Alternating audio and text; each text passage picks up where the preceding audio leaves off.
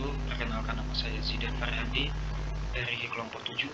Di sini saya akan mempresentasikan hasil kerja kelompok kami yang sebagaimana untuk mengganti ujian tengah semester kemarin yang berjudul pengendalian sistem pengendalian proyek. Definisi dan pengertian.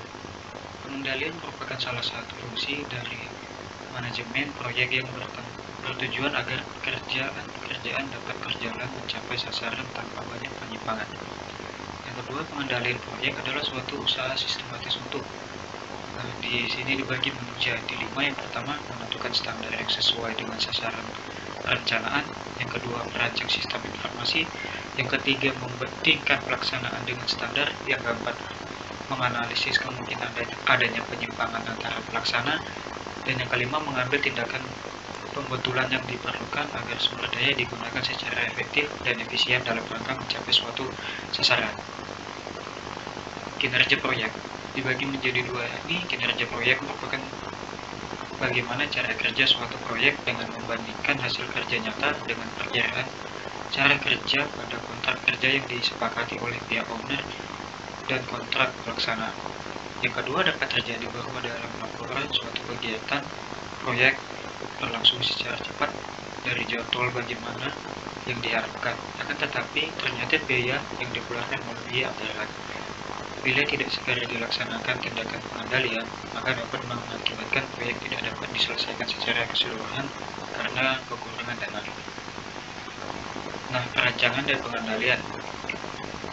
Yang pertama, perancangan dibagi menjadi 4, yaitu penetapan arahan dan tujuan, pengalokasian sumber daya, pengantisipasian masalah, dan keempat, pemberian motivasi kepada partisipan untuk mencapai tujuan. Yang kedua, pengendalian. Pengendalian ini dibagi menjadi 4 juga. Yang pertama, mengendalikan pekerjaan ke arah tujuan. Yang kedua, penggunaan secara efektif sumber daya yang ada. Yang ketiga, perbaikan atau konsentrasi masalah. Dan yang keempat, pemberian imbalan pencapaian tujuan. Nah, berikut tabel langkah-langkah pengendalian. Biasanya mulai dari tindakan konsentrasi, terus ke perancangan dana, pengorganisasian proyek, lanjut ke penyelesaian proyek, dan pemeriksaan kegiatan untuk menghindari penyimpangan. Lalu dilanjut ke pengendalian pengukuran, evaluasi, pembandingan kinerja terhadap rencana, analisis penyimpangan, lalu pencapaian jadwal kerja, dan yang terakhir, proyek berhasil. Prinsip dasar pengendalian bagi 2. Prinsip dasar pengendalian merupakan proses pengukuran evaluasi dalam membentuk kinerja proyek. Yang kedua, untuk proyek konstruksi dan 3 unsur yang perlu dikendalikan dan diukir, yaitu yang pertama, kemajuan atau progres yang dicapai dibandingkan terhadap kesepakatan kontrak. Yang kedua, biaya terhadap rencana anggaran. Dan yang ketiga, mutu hasil pekerjaan terhadap spesifikasi teknis. Pengendalian kinerja proyek.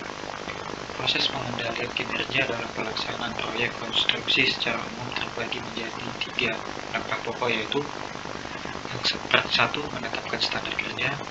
2, mengukur kinerja terhadap standar dengan jalan membandingkan antara performasi aktual dengan standar performasi. Yang ketiga, melakukan tindakan koreksi apabila terjadi penyimpangan terhadap standar yang telah ditetapkan.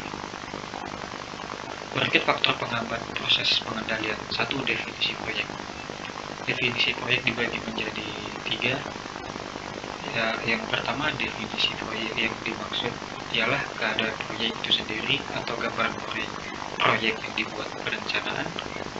Yang kedua, pada proyek dengan ukuran dan kompleksitas yang amat besar yang melibatkan banyak organisasi, ditambah lagi banyaknya kegiatan yang saling terkait, maka akan timbul masalah sesuai koordinasi dan komunikasi. Yang ketiga, kesulitan yang sama bisa juga ditimbulkan karena kerumitan pendefinisian struktur organisasi proyek yang dibuat perencanaan.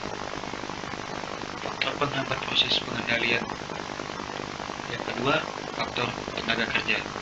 Pengawas atau inspektur yang kurang ahli di bidangnya akan kurang berpengalaman dapat menyebabkan pengendalian proyek menjadi tidak efektif dan kurang akurat.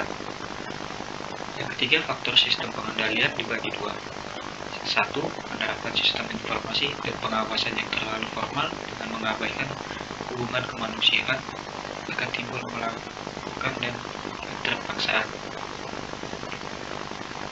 Yang kedua, perlu diterapkan cara-cara tertentu untuk mendapatkan informasi secara tidak resmi, misalnya ketika makan bersama saling menjunjung komunikasi lewat telepon dan lain-lain sebagainya.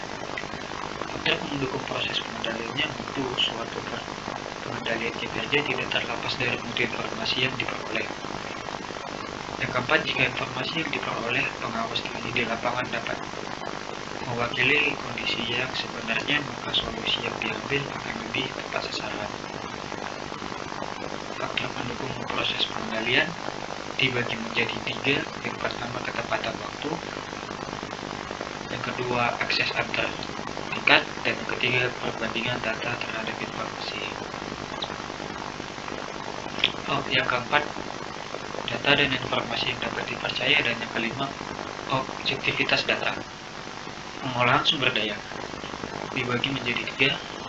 Yang pertama, sumber daya proyek, khususnya proyek konstruksi, terdiri dari material, tenaga kerja, pengadaan, metode, pelaksanaan, peralatan. Yang kedua, sumber daya direncanakan untuk mencapai sasaran proyek dengan batasan waktu, biaya, dan mutu. Yang ketiga, tantangan pada pelaksanaan proyek adalah bagaimana merencanakan jadwal waktu efektif dan perencanaan biaya yang efisien tanpa mengurangi mutu. Berikutnya, waktu, biaya, dan mutu. Waktu dan biaya merupakan dua hal yang penting dalam pelaksanaan pekerjaan konstruksi. Selain mutu, karena biaya yang akan dikeluarkan pada saat pelaksanaan sangat erat kaitannya dengan waktu dan mutu pelaksanaan pekerjaan. Biaya proyek pada proyek konstruksi dibedakan menjadi dua jenis, yaitu biaya langsung atau direct cost dan biaya tidak langsung, indirect cost. Biaya langsung dibagi menjadi dua. Yang pertama, biaya langsung ialah semua biaya yang langsung berhubungan dengan pelaksanaan pekerjaan konstruksi di lapangan. Yang kedua, biaya yang dikelompokkan dalam biaya langsung adalah biaya bahan atau material, biaya pekerjaan atau upah, dan biaya peralatan atau equipment. Biaya yang tidak langsung dibagi menjadi dua juga, yakni biaya yang tidak langsung ialah semua biaya proyek yang tidak secara langsung berhubungan dengan konstruksi di lapangan, tetapi biaya ini harus ada dalam tidak dapat dilepaskan dalam proyek tersebut. Yang kedua, biaya yang termasuk dalam biaya langsung adalah biaya overhead, biasanya tidak terduga, atau contingencies, dan keuntungan atau profit, pajak, dan lainnya. Hubungan biaya langsung dan biaya tak langsung. Hubungan biaya langsung dan biaya tak langsung terhadap waktu memiliki kecenderungan bertolak belakang. Jika waktu pelaksanaan proyek dipercepat, maka mengakibatkan peningkatan biaya langsung, tetapi pada biaya tidak langsung terjadi penurunan. Yang kedua, berdasarkan gambaran di atas, idealnya pengendalian waktu biaya perlu dilakukan secara terpadu atau terintegrasi. Yang ketiga, metode pengendalian biaya dan waktu terpadu ini dikenal dengan konsep nilai hasil atau earned value. Sekian, terima kasih presentasi dari saya Muhammad Tujuh. Mohon maaf jika banyak kesalahan. Sekian, terima kasih.